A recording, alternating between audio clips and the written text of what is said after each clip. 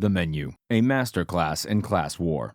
I recently had to travel abroad, and since I don't have the resources of a billionaire retiree who could take a leisurely transatlantic jaunt on a freighter, I had to take the only other option, the bus with wings. Now, as most people may know, entertainment options on aircraft have improved, from the chairback monitor to the front row seats to amateur MMA events. Personally, I'd rather be comatose for the whole flight and wake me when it's over.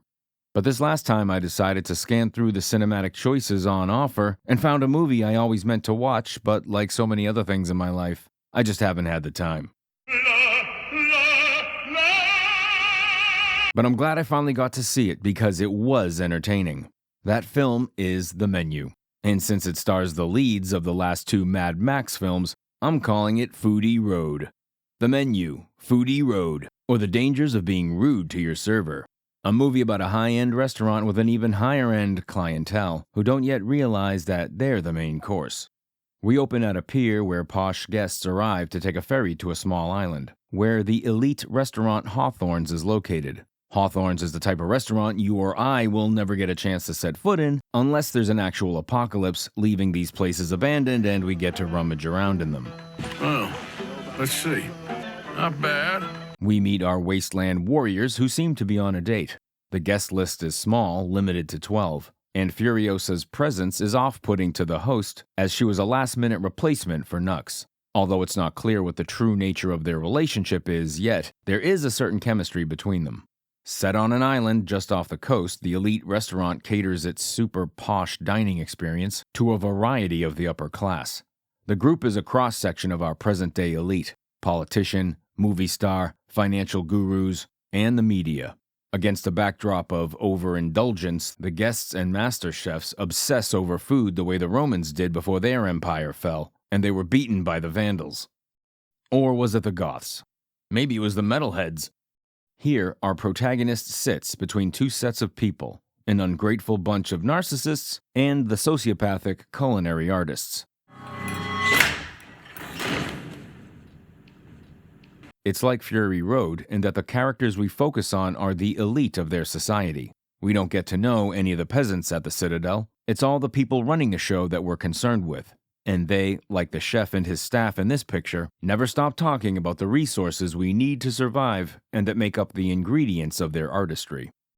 Too many cooks, too many cooks. The cast is great all around, but the chef's chief lieutenant Elsa, played by Hong Chow, steals the show. Seriously, Chow's performance alone makes this film worth checking out. She was very reminiscent of Mr. Han in Old Boy, another ruthless, intimidating, albeit diminutive sidekick. And it was great to see Judith Light, the mother from Who's the Boss. I guess she does a lot of theater, but all I know her from was the Tony Danza show. While the meal is unfolding, and it unfolds in steps, or courses if you will, our Fury Road alum seem to be on a date, and we get a pretty earnest portrait of a young couple that appear to really like each other, but are learning that they may have interests or tastes differing enough to torpedo the romance. He's really into being on Foodie Road, much like Nux, while, like Furiosa, Anya Taylor-Joy's character would rather be someplace else. The third course initiates the second act, and we start to get a glimpse into the chef's madness, and also an indication that, Toto, we may not be in Max's Kansas City kitchen anymore. Second thought, you might be safer at Hawthorne's. It's here we really see that things are not as they seem. There she is. There she is. Spoiler sightings from here on out. Before I get to spoilers, I will just say, if you're tuning out, I do recommend this movie. It was a good time. The fourth course begins with an introduction to one of the chef's promising sous chefs, who, on cue, blows his own brains out. This really gets the guests rattled, although some still are convinced that this is all part of the show.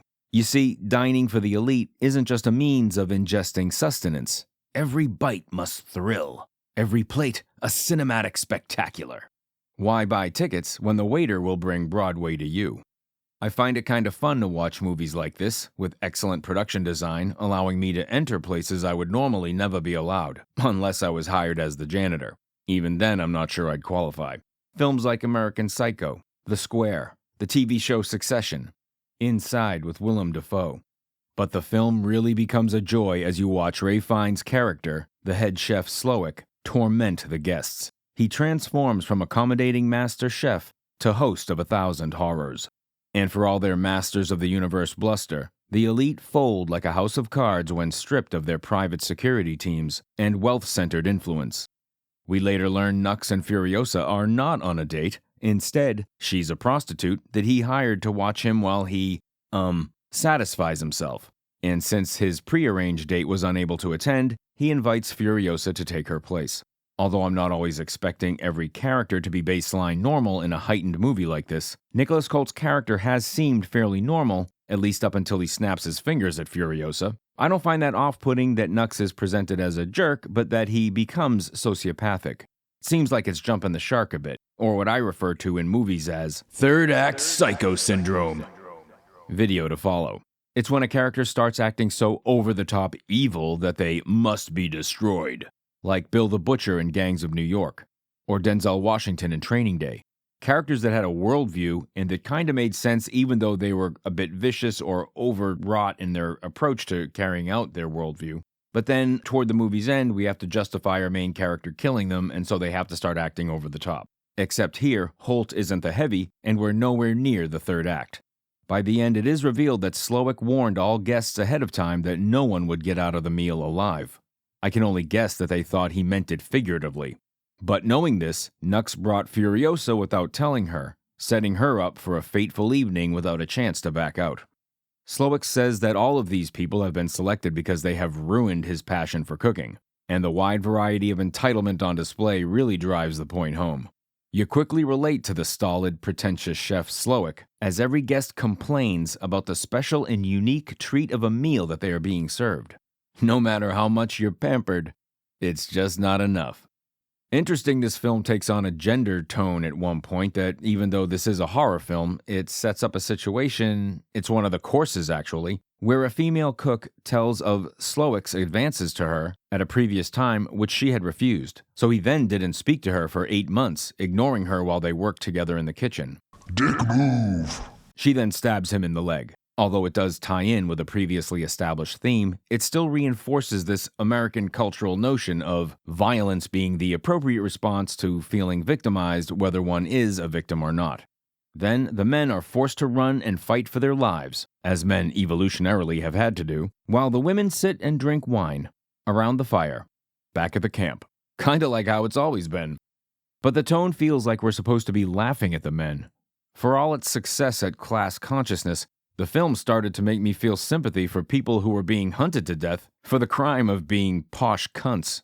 I don't think the rich should own everything, but I'm also not interested in killing them. Furiosa's date and Slowick's advances being punished with violence really speaks to a perpetuation of America's puritanical roots. Sex or its suggestion, even a seemingly benign masturbation fetish, must be met with violence as a rebuke. Yes, the fetish was cringy, and the chef was being a dick. But there's no room for humanity here, for understanding that we're all trying to figure out how the bewildering act of coupling works. And there's no singular approach because, as I'm trying to point out, everybody's different. At the end, our hero has managed to free herself by figuring out the puzzle to Slowick's madness, by embodying the role of an earnest customer simply looking for quality eats, while the rest of her gastronomic comrades become the dessert, burning up in a pile of chocolate graham cracker and marshmallow. How fitting. The wealthy who can never get enough die as s'mores. One problem I had with the end, she looks back at the doomed upper-class avatars and sees the wife of the old politician with whom she had worked for. And the wife gives her an understanding and forgiving wave, as if saying, "You tried to save us," which she does at one point, and it backfires, "but you tried to save us, so no hard feelings." Why would she look back on them? She doesn't need their approval or forgiveness. They wouldn't save her. The film explores a theme of eaters versus takers. Slowick and his staff have a cult-like quality about them, former servants of the elite who have become revolutionaries, like John Malkovich's character in the Line of Fire, or Colonel Kurtz in Apocalypse Now, or real-life leaders who turned on their masters, like Soviet Air Force General Zokhar Dudiev who led the Chechen War of Independence. It's not uncommon to see this sort of thing when an empire falls. Remember, George Washington started out in the British Army.